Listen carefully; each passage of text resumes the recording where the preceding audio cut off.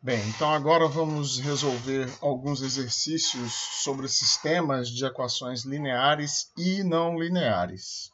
Muito bem, nós temos esse sistema que está aí proposto para a gente resolver pelo método da eliminação de Gauss, pela fatoração LU, pelo método iterativo de Gauss-Jacob com erro inferior a 5%, e igualmente pelo método iterativo de Gauss-Seidel, com erro inferior a 5%.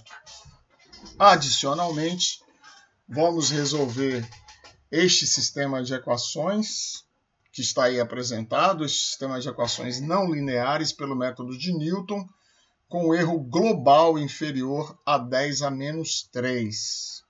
Note que esse é um erro absoluto, então essa primeira equação a gente chama de f de xy igual a zero, a segunda de g de xy igual a zero, e eu vou alcançar a convergência quando o resto da função f e o resto da função g forem inferiores a 10 a menos 3. Muito bem, então começamos aqui com a solução do sistema proposto pelo método da eliminação de Gauss. Então, o sistema que nos foi apresentado é esse aqui. A gente faz logo o pivoteamento parcial, trocando as linhas para maximizar os termos da diagonal principal. Lembrando que eu primeiro olho a primeira coluna, vejo aqui que o 5, o módulo, em módulo sempre, né? Ele é o maior elemento dessa primeira coluna da matriz aumentada. Então eu movo essa equação para a primeira, depois com os dois termos que sobram, eu analiso entre os dois, então o 7 vai para a segunda equação, a equação que contém o 7 vai para a segunda, e a equação que sobra vai para a terceira equação, então a minha matriz aumentada passa a ser essa que está aqui do lado direito, agora pivoteada parcialmente. O meu objetivo da primeira etapa da eliminação de Gauss é zerar os termos A21 e A31. Então, primeiro eu divido a primeira linha pelo pivô, que é 5. Repito ela dividida aqui. Repito a segunda e a terceira linha. E quando eu divido o pivô por 5, esse pivô passa a ser 1, o que facilita tremendamente o estabelecimento desses multiplicadores aqui. Tá certo? Então, eu vou multiplicar esse menos 3 pela primeira linha, colocar os resultados aqui em vermelho, como eu coloquei.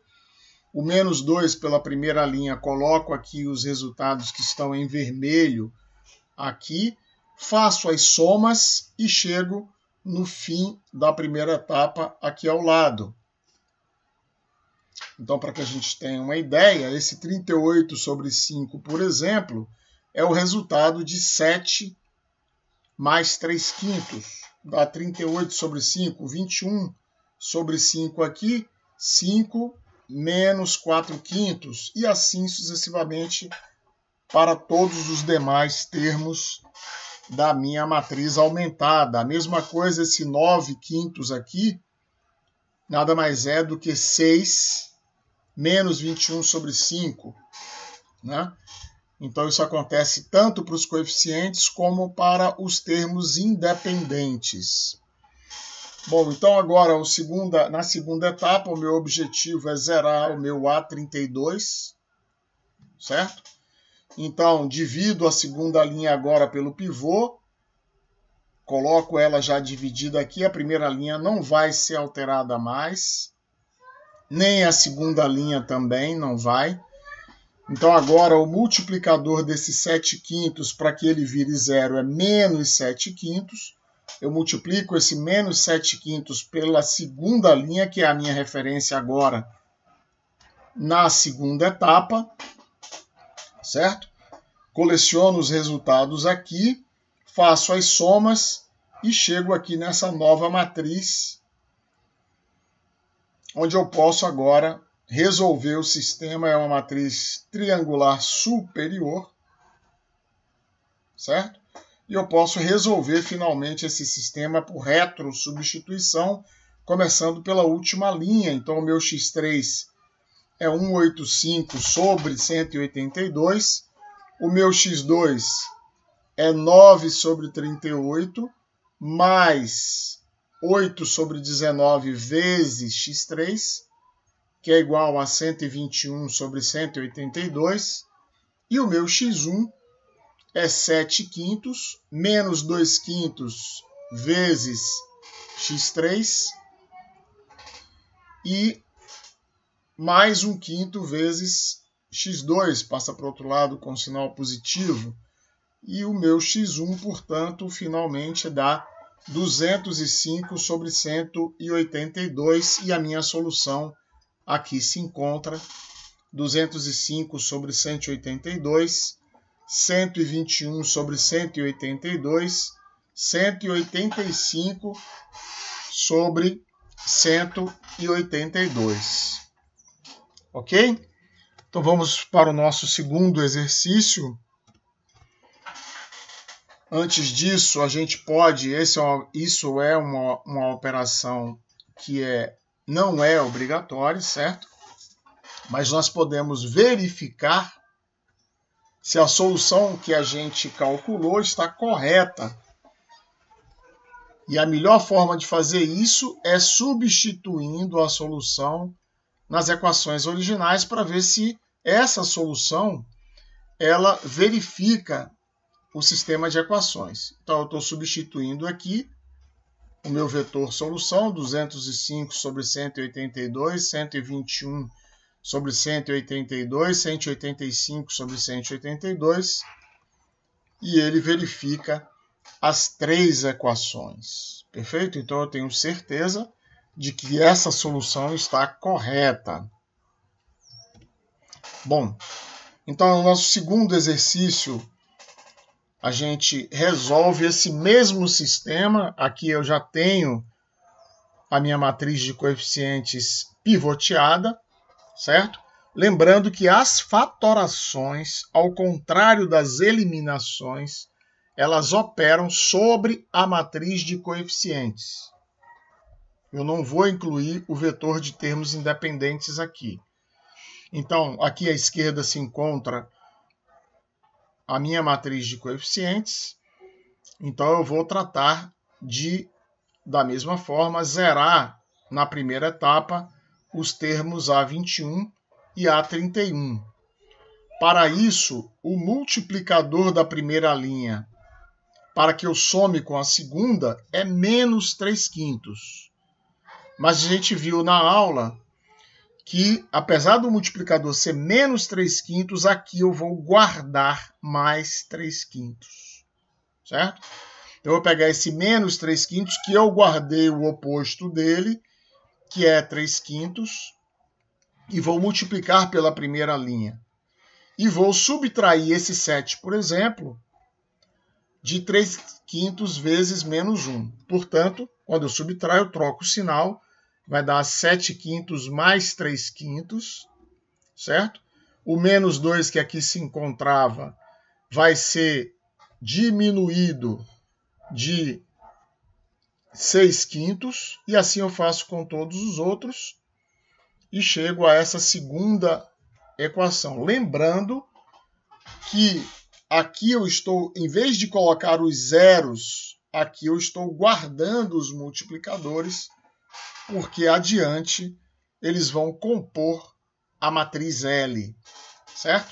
Então, com isso aqui, quando eu chego nesta matriz aqui, eu concluí a primeira etapa.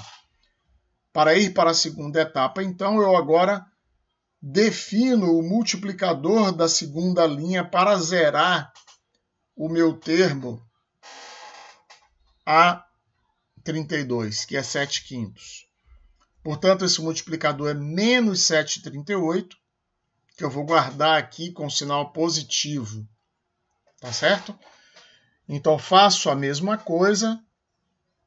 E aqui, por exemplo, este termo é 21 sobre 5, menos 7,38 vezes menos 16 sobre 5, que dá 91 sobre 19. Com isso, eu já obtive a minha matriz L e a minha matriz U.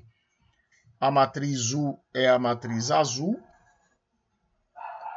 E a matriz L é a matriz vermelha. Eu só tenho que me lembrar, na hora de compor a matriz L, que a diagonal principal da matriz L é unitária, toda unitária. Então, aqui estão a matriz L com a sua diagonal unitária e a matriz U, que já tinha sido calculada no slide anterior, a matriz L. E agora eu preciso resolver o sistema. Então, o sistema era AX igual a B, só que A eu fatorei como produto de duas matrizes L e U. Então, o sistema passou a ser L vezes U vezes X igual a B. Então, eu vou chamar de UX, eu vou chamar de Y. Então, primeiro, eu vou resolver o sistema LY igual a B. Quando eu conhecer o vetor Y, como o x é igual a y, resolvo o x igual a y para obter a solução x, certo? Então, eu trago aqui a minha matriz L e eu vou colocar aqui ao lado, então, formando uma matriz aumentada, o vetor B. Por isso, eu chego no valor de y1 igual a 7, y2 igual a 9 quintos, y3 igual a 185 sobre 38. Então, o meu vetor y é 7, 9 quintos e 185 sobre 38. Então, agora eu resolvo finalmente o sistema UX igual a y para determinar a minha verdadeira incógnita, que é o vetor x. Então, carrego para cá a minha matriz U, o vetor y, formando aqui uma nova matriz aumentada. E agora resolvo novamente. O meu x3 é 185 sobre 82. O meu x2 é 121 sobre 182. E o meu x1 é 205 sobre 182, conforme a gente já havia determinado no método da eliminação de Gauss. Então, esses dois primeiros sistemas são métodos diretos de solução do sistema de equações. Tá certo? Enquanto que no próximo exercício nós já vamos entrar nos métodos iterativos. E o primeiro método iterativo que a gente vai resolver o sistema é o método de Gauss-Jacobi, com um erro inferior a 5%.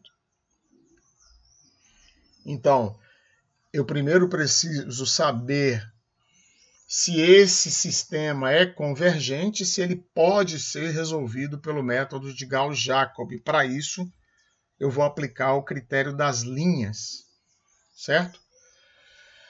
Então, mais um motivo para que a gente... Aqui é imperioso que eu faça o pivoteamento. Porque sem pivotear, pode ser que o meu sistema não seja convergente, portanto, eu não possa aplicar o método de Gauss-Jacobi.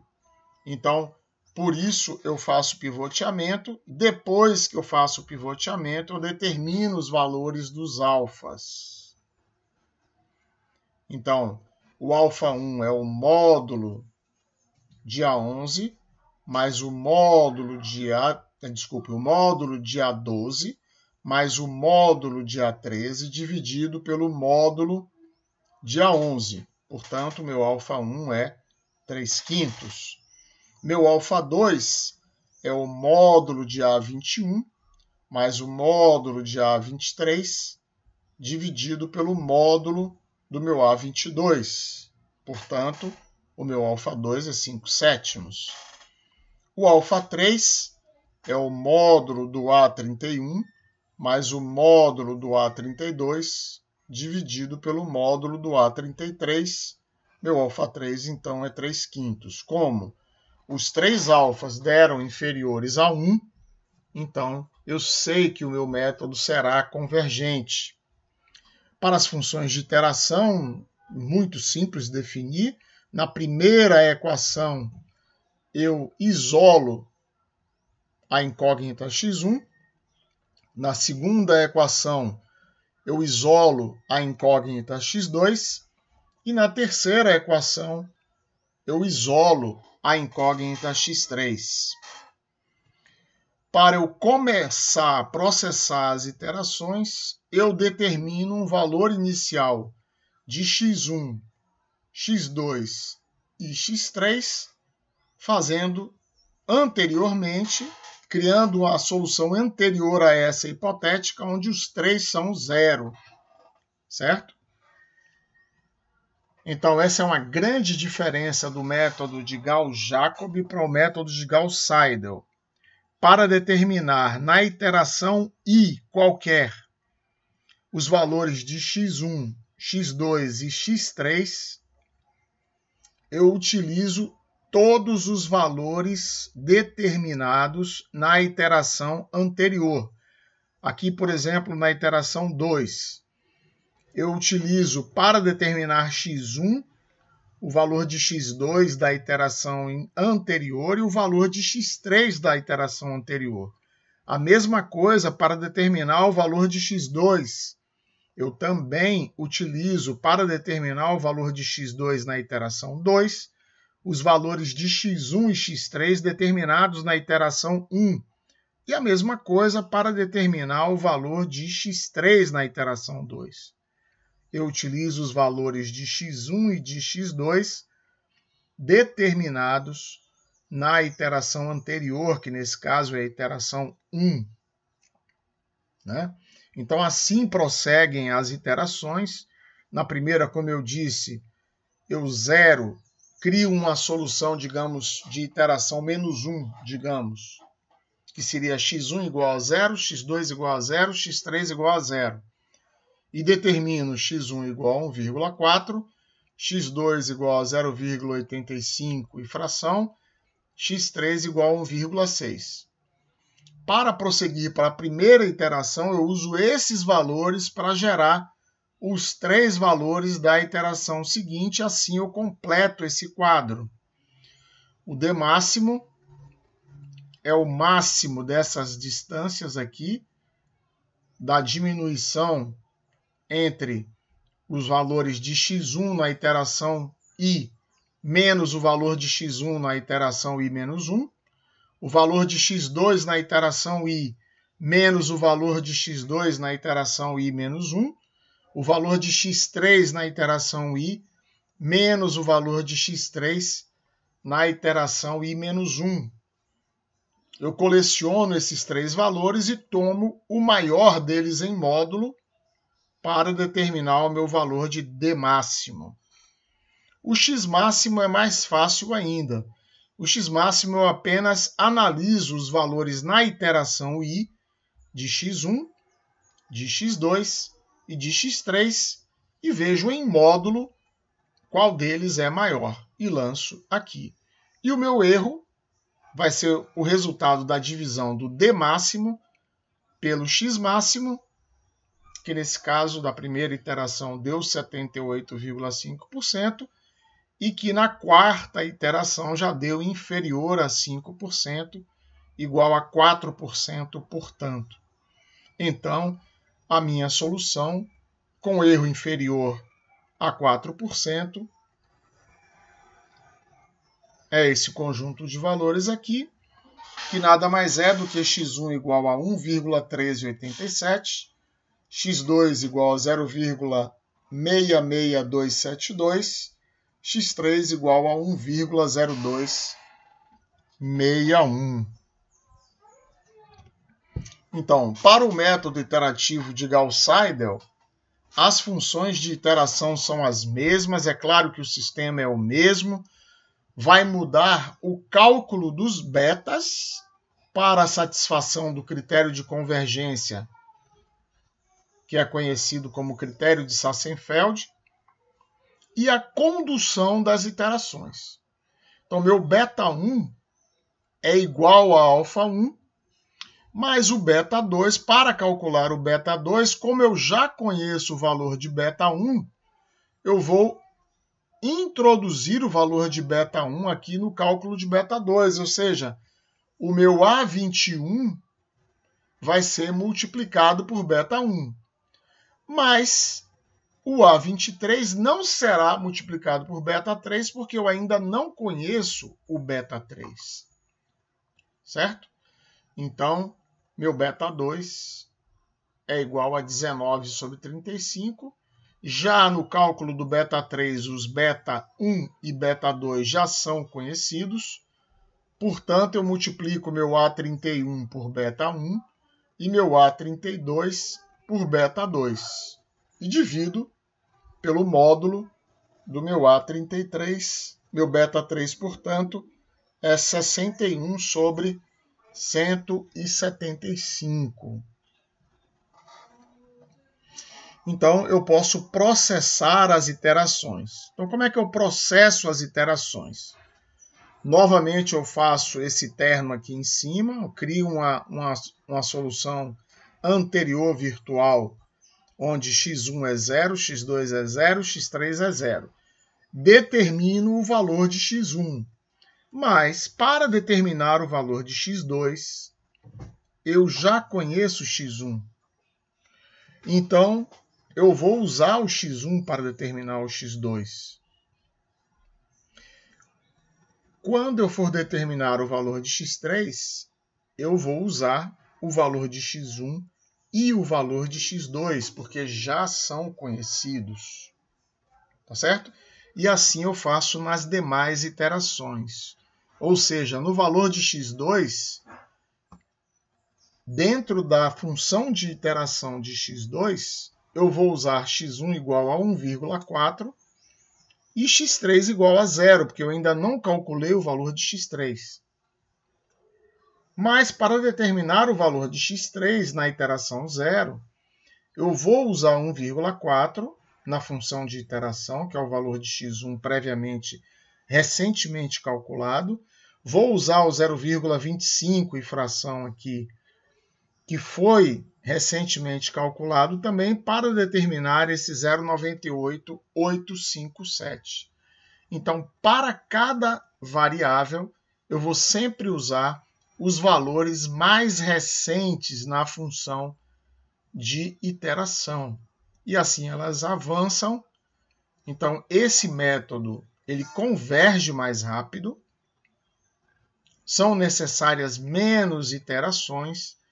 E observe que, enquanto o outro convergiu com erro menor do que 5% para 4 iterações, esse já convergiu com 0,85% em 3 iterações.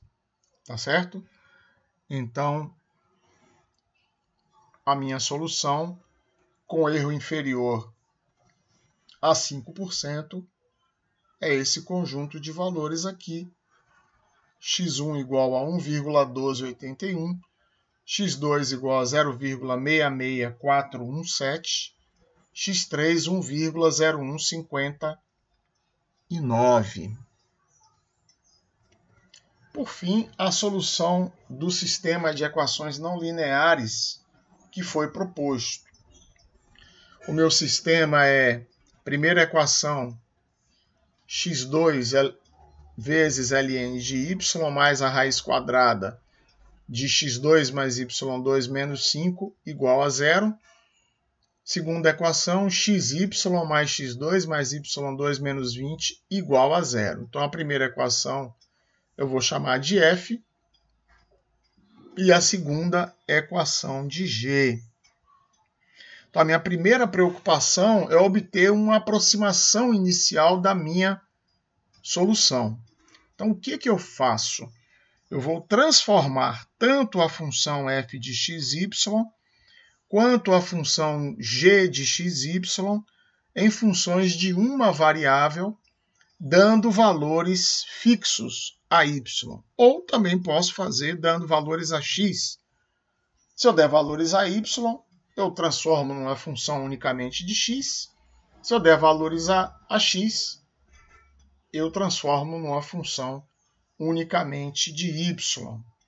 Então, a única coisa que eu vou tomar cuidado se eu der valores a y, eu vou tentar dar os mesmos valores que eu dei a y variando f, eu vou dar a g variando g, certo? Então, primeira coisa que eu vou fazer é dado f de x 1, ou seja, y igual a 1, igual a 0, isso acontece para x igual a 4,9. Ah, professor, precisa ser rigoroso com isso? Não. Eu posso determinar o meu valor de x usando tanto o método da bisseção, mas é bem legal usar o método de Newton, se for possível, certo? Porque ele converge mais rápido. Mas se eu obtiver uma aproximação disso, tá bom? Tá ótimo. Né? Eu posso até isolar e botar no centro do intervalo. Não há problema. Tá? Aqui eu resolvi pelo método de Newton. Tá? Então, f de x1 igual a 0 ocorre para x igual a 4,9 aproximadamente. Então, eu sei que essa função f de xy passa pelo ponto, pelo par ordenado, x igual a 4,9 e y igual a 1. Lembrando que isso é no plano z igual a 0. Tá certo? Porque a função está igualada a 0. Então, em z igual a 0, ela passa pelo par ordenado x igual a 4,9 e y igual a 1. Faço a mesma coisa para f de x3 e obtenho x igual a 1,3 aproximadamente. Então, a função também passa pelo par ordenado x igual a 1,3 e y igual a 3. Então, eu vou aproximar essa função. É claro que isso não é verdade, porque a função é não linear, mas eu vou ligar os dois pontos. Né? Essa curva, essa função pode dar a volta ao mundo e vir para cá, né? Pode acontecer várias coisas, mas só para obter a aproximação inicial, eu vou aproximar ambas por retas. Então, quando eu faço a mesma coisa com g de xy, dando os mesmos valores a y, aqui, eu obtenho outros dois pares. Ou seja, eu sei que a função g passa por 3,91 e 2,13. Então, eu uno os dois pontos que eu obtive da função f com os dois pontos que eu obtive da função g e obtenho uma aproximação que é dada por esse cruzamento. Observe que aqui eu fiz isso à mão. Eu botei aqui variando de meio em meio e fiz no olho, certo? Então, eu estou atribuindo a minha aproximação inicial a x igual a 13 e y igual a 1,5. Né? Sem essa aproximação inicial, eu não consigo começar o meu algoritmo que vai determinar a solução.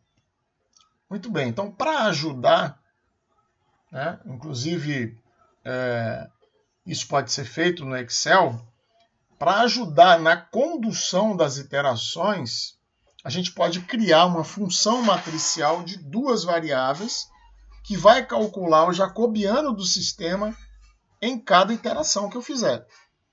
Ou seja, o jacobiano em função de um ponto xy é dado pelos valores numéricos, é dado por essa matriz, onde essa matriz é composta pelos valores numéricos das derivadas parciais no ponto xy. Certo? Lembrando que eu linearizei tanto a função f quanto a função g, e essa linearização foi f de x0, y0, mais derrom de f, derrom de x, x menos x0, mais derrom de f, derrom de x, y, y menos y0. Então, por isso que o jacobiano fica derrom de f, derrom de x, derrom de f, derrom de x, derrom de f, derrom de y na primeira linha. E na segunda, derrom de G, derrom de X, derrom de G, derrom de Y. Ah, professor, por que o vetor B fica menos f de xy e menos g de xy? Ora, porque este valor vai ser passado para o outro lado como termo independente. E observe que a minha solução vai vir em função de x menos x0, onde x0 é a minha aproximação da iteração anterior. Então, o meu valor de x tem que ser somado com x0, depois dessa solução, e o valor de y vai ter que ser somado com y0. Quer dizer, a solução vai ter que ser somada com y0 para a obtenção do valor de y. Então, eu posso também criar uma função solução que vai somar, então, o vetor xy com a solução, que, como eu disse, essa solução é composta pela diferença, né? Então, eu posso somar xy com a solução, que é dada pelas diferenças ΔX e ΔY, para obter a solução verdadeira. Então, dessa forma, eu posso conduzir a solução através das iterações. Lembrando que nesse algoritmo o erro calculado é absoluto, porque aqui ele não está, apesar de estar assim, pode parecer que ele está na forma decimal do erro adimensional, mas não é verdade, certo? Então, esse algoritmo, essa coluna do erro aqui, ela está calculada como erro absoluto. Então, eu posso conduzir as iterações e os restos, eu vou tomar sempre o maior dos restos para impor como erro. Mas observe que esse erro também poderia ter sido calculado na forma relativa. E as fórmulas estão aqui. Tá certo? Então, quando o meu erro é inferior a 10 a menos 3, eu paro e a minha solução é x igual a 3,8393 e y igual a 1,0712. Ok?